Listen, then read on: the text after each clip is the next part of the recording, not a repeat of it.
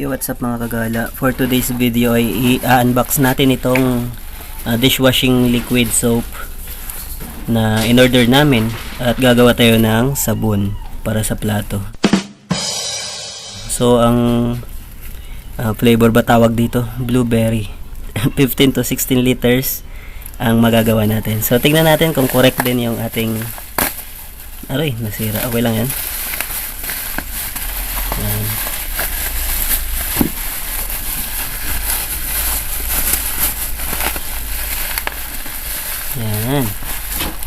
So kasi sa kantin sa Palawan High gumagawa kami ng ganito, kaya naisipan ko rin na mag-order kami dito sa bahay kaysa naman bibili ka pa sa labas.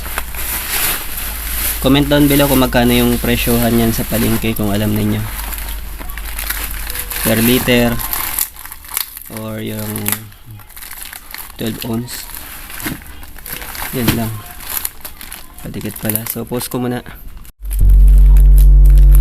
Ayun, kumuha tayo ng gunting kasi talagang ano pa siya, naka balot. So, ang magagawa raw dito ay 15 to 16 liters ng dishwashing soap. So, isa-isahin natin yung mga nakalagay dito.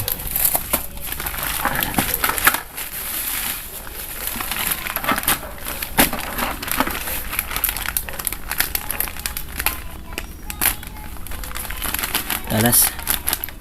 Delikado pala itong kutsina.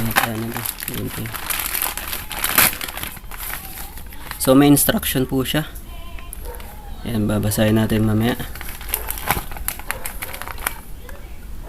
Ito yung bubble booster. Ito naman ang regular premium fresh blueberry. Ito na yung kulay niya. Tapos ito naman yung asin. Salt ito. Ito yung magpapa ano sa kanya, thickener, ano yan, pangpalapot. Yan, ito yung magpapalapot sa kanya. Asin to eh, asin. Ito yung gel. Yan. Ito yung una nating tutunawin. Ito yung una nating hahaluin. Pagkatapos ihuhuli natin itong asin. Okay, kahit saan dito ang mauna. So, yun lang po yan.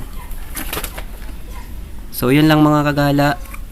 Abangan sa next video ang ating dishwashing liquid soap. Bye-bye!